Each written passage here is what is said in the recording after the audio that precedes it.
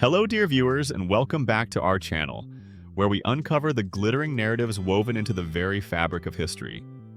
Today, we embark on an extraordinary journey, one that will take us deep into the guarded vaults and whispered legends of royal palaces.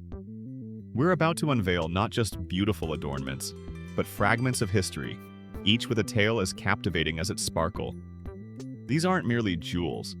They are testaments to power, love, tradition, and sometimes even defiance. Imagine a jewel that boldly ignored its queen's personal decree, meticulously crafted by her people against her expressed wishes, only to ascend into one of the most cherished treasures of its time. Picture another, bestowed as a regal gift, but with a truly extraordinary stipulation. Its sovereign recipient must wear it. Then there's the weighty majesty of a piece so laden with diamonds, lustrous pearls, and a sacred relic that it was strictly commanded never to be altered, no matter how challenging its wearability might prove. These magnificent pieces, often locked away in secure vaults, spoken of in hushed tones within palace walls, are typically glimpsed for mere fleeting moments before they once again recede into obscurity. But today, we're pulling back the curtain on 8 of the rarest and most historically significant royal jewels ever to grace a sovereign's person. Before we delve into these breathtaking stories, if you appreciate tales of royal splendor and hidden histories, please do remember to give this video a like and subscribe to our channel. Your support helps us continue bringing these fascinating narratives to light. Now let's begin our exploration of these unparalleled treasures. First on our list, radiating an almost mythical aura, is the Star of the Golconda necklace. This exquisite piece stands as one of the most magnificent combinations of pearls and diamonds ever beheld, its rich history imbuing it with a distinctiveness unlike any other. It is an exceptionally rare sight for the public eye, typically residing in the deepest recesses of royal vaults, emerging only for occasions of profound royal grandeur and solemnity. And with good reason. The Eye of Golconda diamond necklace holds a truly singular distinction. It features the largest Golconda diamond ever offered at auction in the vast continent of Asia. Once valued at an astonishing $8.5 million, $10 million, this Cartier masterpiece, originally procured by an Indian Maharaja, made a truly breathtaking reappearance. This momentous occasion was none other than the coronation of King Charles on May 6, 2023. Where it was chosen by Her Highness Sheikha Moza bint Nasser Al Misnad of Qatar. Its presence at such a pivotal global event underscored its immense significance and unparalleled beauty. Designed in a striking bib style, the necklace emanates a captivating glow, featuring 3 gracefully cascading rows of pearls and diamonds that descend beneath its dazzling centerpiece. This focal point is a monumental 57.31 carat Type 2A diamond, a stone renowned for its exceptional purity and clarity. This central marvel is further enhanced by a surrounding ensemble of 116 natural pearls and an additional 31 sparkling diamonds, each contributing to its overall majestic presence. Now a cherished part of the prestigious Al Thani collection, having been acquired by Kipco Holding, this necklace has been worn publicly only once since the era of the Maharaja. And perhaps therein lies the true enigma and profound allure of this jewel. Its brilliance emanates not merely from the incandescent pearls and scintillating diamonds, but from its very near invisibility, a clandestine treasure unveiled for the world to admire only on the most extraordinarily rare and significant occasions. It truly embodies the concept of exclusive grandeur. Next, we turn our gaze to a jewel deeply entwined with European royalty, the captivating cameo tiara. The tiaras of the Swedish royal house are revered as some of the most ancient still in active use today. And among them, the cameo tiara is arguably the most profoundly fascinating. For many decades, it has become an almost sacred tradition for Swedish royal brides to select this very tiara as their crowning glory on their wedding day, a testament to its enduring legacy and symbolic power. The remarkable narrative of this tiara commences with none other than the legendary Napoleon Bonaparte, who commissioned its creation for his beloved wife, Empress Josephine. Quite an incredible origin story, wouldn't you agree? From her possession, this magnificent piece embarked on a journey through successive dynastic marriages, eventually making its way into the esteemed House of Bernadotte. And indeed, it remains with them to this very day, forever forging an unbreakable link between these powerful European lineages. This particular tiara stands apart from its glittering counterparts. Rather than dazzling with an aggressive blaze of diamonds, it radiates a softer, more enigmatic luminescence. Napoleon had entrusted its creation to his most favored Italian artisans, Vincenzo Catenacci, Filippo Rega, and Giuseppe Gerometti. These master craftsmen were tasked with carving cameos of truly breathtaking detail, each a miniature sculptural masterpiece depicting scenes and figures from Greco-Roman mythology. Some of these intricate carvings portray revered gods and goddesses, while others eloquently narrate timeless sagas of passion, romance, and enduring love. According to the insightful observations of jewelry historian Cecilia Andrin, each individual cameo may have demanded as much as a full year to reach its exquisite completion, a staggering testament to their artistry and value. Such a priceless jewel indeed. Napoleon's esteemed court jeweler, Marie-Étienne Niteau, then meticulously set these precious cameos into their frames, encircling them with luminous pearls and delicate gold filigree.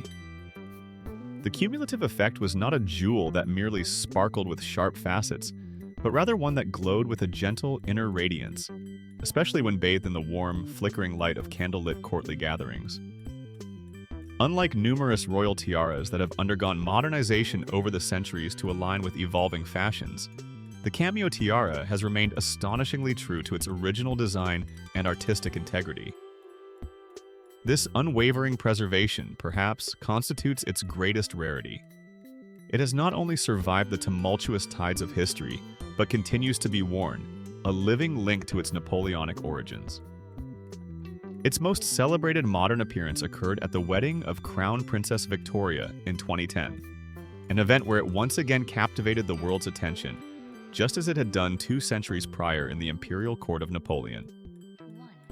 Our third jewel, shrouded in an air of profound mystery, is the Yapa Godman necklace.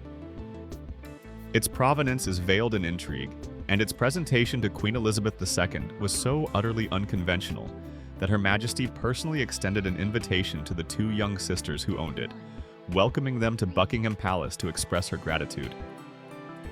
How many jewels, one might ask, can boast such an extraordinary and personal beginning? Some experts believe this remarkable piece may possess a historical connection to Empress Josephine of France herself, an association that only deepens its enigmatic aura and historical significance. Queen Elizabeth, known for her discerning taste and deep appreciation for her jewels, clearly cherished this necklace profoundly, bringing it out only for the rarest of state occasions, as if it were simply too special, too precious, to be frequently displayed. The necklace's journey to the British crown is, in itself, quite remarkable. It was originally acquired in Bavaria during the 1890s by Frederick Duquesne Godman, a man of considerable wealth and taste who later bequeathed it to his 2 daughters. In the year 1965, these sisters penned a letter to the Lord Chamberlain, explaining their belief that they possessed a necklace that had once belonged to Empress Josephine. They humbly inquired if such a historical piece might be of interest to Her Majesty. Their offer was truly audacious. They proposed to present it to the Queen, but on the sole condition that she would wear it occasionally. Can you truly fathom the boldness and confidence of such a request? It was a gesture so extraordinarily generous and so utterly unprecedented that, although it is almost unheard of for members of the royal family to accept gifts from individuals they do not personally know, this instance was profoundly different. The Queen was deeply touched by their unique generosity and the historical significance of the piece, and she graciously welcomed the necklace into her burgeoning collection. And what a jewel it is, a truly spectacular emerald and diamond necklace. Its design features an elegant scrolling base from which 7 magnificent pendants are gracefully suspended. Each pendant showcases a glowing emerald, brilliantly framed by sparkling diamonds and delicate craftsmanship. The overall effect is dramatic, almost theatrical, especially when it was paired with the Grand Vladimir tiara, a choice Queen Elizabeth made on several notable occasions, demonstrating her keen eye for majestic ensembles. She wore this stunning piece for the very last time in 2004. And then, silence. The necklace receded, disappearing back into the secure vaults, remaining unseen for 2 long decades. Neither Queen Camilla nor the Princess of Wales has chosen to wear it so far, rendering it one of the great hidden treasures of the royal collection. One can only wonder, will we ever again witness this striking emerald and diamond necklace emerge from the shadows? Moving on to a jewel that famously defied a sovereign's personal command, we have Queen Juliana's diamond watch. For her 50th birthday, Queen Juliana of the Netherlands expressed a desire for something modest and understated. She insisted emphatically that she would not be spoiled with an extravagant gift. But for once, the Queen's wishes were, quite exceptionally, disregarded. The people of the Netherlands, united in their affection and admiration for their monarch, collectively gathered funds for a truly breathtaking joint gift, a dazzling diamond bracelet watch. This magnificent piece was meticulously designed by P.F. Vellum of Steltman Jewelers, with the intricate clock mechanism crafted by the renowned Swiss luxury watch house, Jaeger-LeCoultre. The entire creation rests upon a platinum base that radiates sheer elegance, and the diamonds themselves are absolutely astounding. Royal Coster Diamonds was specially commissioned to cut and polish these precious stones, and the distinct honor of this intricate task was bestowed upon a young prodigy named Ben Meer. He meticulously polished an incredible 275 tiny diamonds, each one contributing to the unparalleled brilliance of this masterpiece. The result, unequivocally, is nothing short of breathtaking, a shining example of the finest jewelry craftsmanship in history. Queen Juliana adored her diamond bracelet watch and wore it frequently, a testament to her appreciation for its beauty and the sentiment behind its creation. However, when her daughter, Queen Beatrix, ascended to the throne in 1980, the watch mysteriously vanished from public view. Strict royal etiquette of the time dictated that a reigning queen should not wear a watch at formal royal occasions, a tradition that, to modern sensibilities, might seem a little unusual. For many years, this precious treasure lay unseen, leaving admirers and royal enthusiasts to ponder if it would ever make a reappearance. And then, what a moment it was. In 2006, Queen Maxima, with her characteristic flair and elegance, reintroduced the watch. She dazzled onlookers as she brought it proudly back into the spotlight, immediately capturing widespread attention and admiration. Since then, she has worn it on numerous significant occasions, proving conclusively that something so exceptionally special is truly meant for equally special moments. It is, without a doubt, one of the most astonishing jewels in our entire narrative. Our fifth selection takes us to a jewel that serves as a living relic, a bridge connecting 2 powerful dynasties, the Grand Duchess Maria Vladimirovna's show tiara. This rare and mysterious tiara is reserved for history's most sacred and pivotal moments. Why is it spoken of so rarely, its existence almost whispered? The tiara itself is a marvel of intricate design and superb craftsmanship. A graceful ribbon motif forms its elegant base, meticulously set throughout with brilliant cut diamonds that catch and refract the light with every movement. From this diamond-encrusted foundation, bar-style pearls rise at elegant intervals, each one crowned with a sparkling diamond, bestowing upon the piece both a delicate charm and an undeniable sense of grandeur. What makes it even more extraordinarily special is its remarkable versatility. Its lustrous pearls can be effortlessly detached and replaced with other, more opulent gemstones, such as vibrant rubies or deep sapphires, to suit different occasions or personal preferences, a true testament to its ingenious design. Tragically, the majority of Grand Duchess Vladimir's glittering collection of jewels was lost or dispersed in the turbulent aftermath of the Russian Revolution. So, how did this rare 18-ounce show tiara, originating from the noble Brachian family, manage to survive the upheaval and ultimately pass to her son, Grand Vladimir Kirillovich? Its survival is a story in itself. When Princess Leonida Bagration married Grand Vladimir Kirillovich, the tiara entered into the illustrious Romanov hands.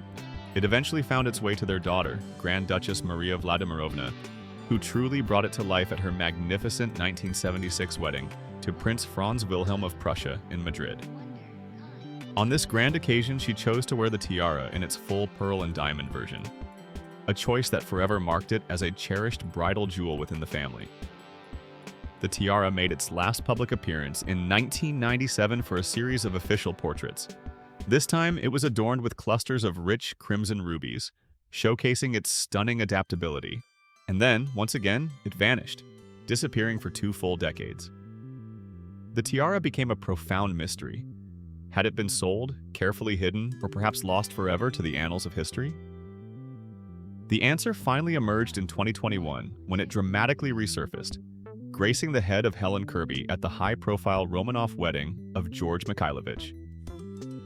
It is truly a jewel hardly ever seen, its existence and appearances discussed only in hushed, reverent tones, adding to its mystique and allure. Next, we encounter a jewel with a truly charming anecdote, the Connaught sapphire brooch. Queen Mary of Denmark, with a characteristic smile, once playfully remarked, "We know that this brooch has always been worn for family-related events, except that now I have it, and I tend to wear it a little bit more generally." And honestly, who could possibly blame her? This is a brooch that carries the weight of over 5 generations of history, a piece traditionally reserved for life's most intimate, meaningful, and deeply personal royal moments. The Connaught sapphire brooch is, without question, a true masterpiece of design and craftsmanship. Its magnificent centerpiece is a deep blue, exquisitely faceted sapphire, a stone that seems to hold the very essence of the ocean's depths. This central gem is encircled by a dazzling array of brilliant diamonds, each one contributing to its radiant sparkle. The entire composition is gracefully framed with elegant swags of pearls, which lend it a soft, ethereal quality. The piece is further adorned with a delicate floral motif from which a lustrous pearl and diamond drop is suspended, seemingly dancing and shimmering with every subtle movement. Imagine the sheer volume of history, the countless intimate moments and significant events carried within just this one exquisite jewel. No wonder it was traditionally worn so sparingly, its appearances reserved for only the most special occasions. This treasured brooch was first presented in 1879 as a wedding gift to Princess Louise Margaret of Prussia upon her marriage to the Duke of Connaught, a son of Queen Victoria. From her possession, the brooch gracefully passed through several generations of the family before eventually finding its way to Denmark with Princess Ingrid after her own royal marriage, further cementing its international royal lineage. But what truly elevates this brooch beyond its stunning design isn't just its aesthetic beauty. It's the profound moments it has borne witness to. For many decades, its use was exclusively reserved for the christenings of royal babies, or for formal official family portraits, marking it as a symbol of new life and dynastic continuity. Queen Ingrid herself meticulously saved it for those solemn and joyful photographic occasions. Similarly, Queen Margrethe II wore it only on rare and exceptionally solemn events, such as the christening of her eldest grandson, Prince Nikolai, in the year 1999, underscoring its deep symbolic value. In a truly beautiful and touching gesture, Queen Mary first chose to wear the brooch at the christening of her eldest son, Prince Christian, honoring the tradition while subtly making it her own. Since then, she has continued to wear it with the same profound reverence, bringing it out only for equally meaningful family milestones. Most memorably, it graced her person at the christenings of her beloved twins, Prince Vincent and Princess Isabella, solidifying its place as a rich blue sapphire forever, inextricably tied to the joyous occasions of royal births. Our penultimate jewel carries an almost sacred weight, the Queen Alexandra's Dagmar necklace. Queen Alexandra, with a profound sense of history and tradition, bequeathed this magnificent piece as an heirloom of the crown, but with one exceptionally strict and unwavering condition. It must never be altered, no matter how heavy or impractical its wear might prove to be. And indeed, it is heavy. The necklace is truly unique, containing a meticulously crafted replica of the ancient Dagmar cross. This pendant is famously said to hold a sliver of wood from the original cross, a revered relic believed to have been buried with Queen Dagmar of Denmark in the year 1212. Adding to its profound historical and spiritual significance, the necklace also incorporates silk from the grave of the legendary King Canute. Imagine a sacred relic, woven intricately into a cascade of glittering jewels. It is little wonder, then, that such a profoundly significant and weighty piece has been worn so sparingly throughout its history. The necklace itself was originally created in 1863 as a truly spectacular wedding gift for Princess Alexandra of Denmark, presented by King Frederick VII. Meticulously crafted by the esteemed Danish court jeweler Julius Dideriksen, it is breathtaking in its sheer scale and intricate detail. The piece boasts an astonishing 2,000 diamonds, 118 lustrous pearls, and the richly enameled Dagmar cross at its heart.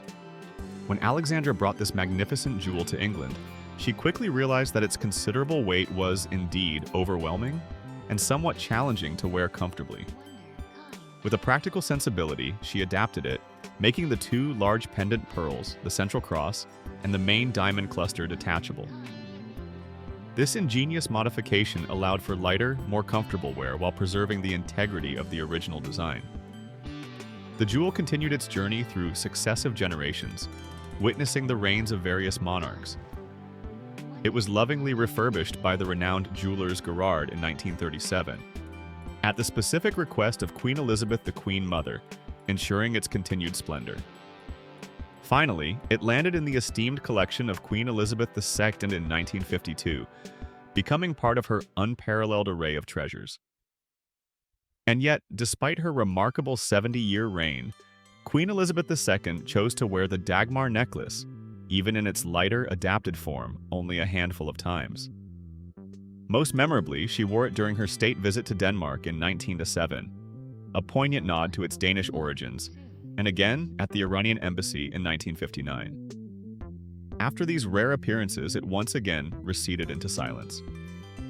Why is this necklace so exceptionally rare in its public appearances? Perhaps it is due to its deeply sacred associations, its profound historical and spiritual connections. Or perhaps simply its overwhelming presence and considerable weight make it a challenging piece for any monarch to wear frequently. Regardless of the reason, it stands as one of the rarest royal heirlooms, utterly wrapped in centuries of history and almost never seen in public. Many, including myself, believe it truly deserves a grand comeback. And finally, last but certainly not least, we arrive at one of the most unique and ethereal pieces in our collection, Queen Noor's sapphire brooch. The central stone of this magnificent brooch, a large, captivating blue sapphire, is widely believed to originate from the fabled mines of Kashmir. This particular type of sapphire is so exceptionally rare and profoundly prized for its intense, velvety blue hue that its very existence almost feels unreal, like something drawn from a dream. Queen Noor of Jordan famously wore this breathtaking sapphire and diamond brooch, with its magnificent cushion-shaped sapphire at its heart, at the inaugural Peace Builders Dinner in New York City in 2005. It was a moment where the jewel's profound beauty perfectly complemented the dignity of the occasion. The brooch likely entered her distinguished collection in the late 1970s, possibly as a cherished gift from her husband, the revered King Hussein. This exquisite Victorian-style brooch is meticulously set with its stunning cushion-shaped sapphire, which weighs an impressive almost 18 carats. This central gem is elegantly framed by two glorious layers of meticulously cut diamonds, a combination of old mine and old European cuts, all mounted in a harmonious blend of silver and yellow gold. The color of the sapphire is, without exaggeration, a truly regal blue, and it honestly lives up to that majestic name with every scintilla of its brilliance. Remarkably, this brooch has been seen worn publicly only once by Queen Noor in its original form. It carries such a significant sentimental weight and personal connection that, in a truly creative and touching gesture in 2020, Queen Noor transformed the brooch. She had it ingeniously refashioned into a headpiece. It was then attached to a delicate diamond necklace and worn by her youngest daughter, Princess Rhea bint Hussein, at her wedding to Ferris Ned Donovan at the picturesque Buckhurst Park in Windsor. Such an ethereal sapphire brooch glimpsed only twice across decades of silence and anticipation. Isn't it almost unjust for jewelry lovers not to be able to feast their eyes upon its glory more often? We sincerely hope that either the princess or Queen Noor herself will bring this magnificent piece back into the light, allowing all of us to admire its unparalleled beauty once again. That concludes our captivating journey through 8 of the rarest and most historically significant royal jewels ever worn. Each piece, as you've seen, is not merely an ornament, but a silent witness to centuries of history, a repository of personal stories, dynastic shifts, and profound cultural significance. These jewels remind us that true beauty often lies not just in the sparkle of a gem, but in the rich tapestry of tales it carries within its very essence. What are your thoughts on these incredible treasures? Was there a particular jewel that surprised you, or one whose story resonated most deeply? We'd love to hear your opinions and insights in the comments section below.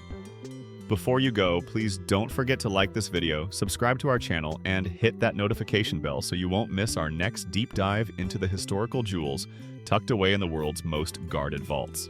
Thank you for watching, and we look forward to seeing you in our next exploration of royal splendor.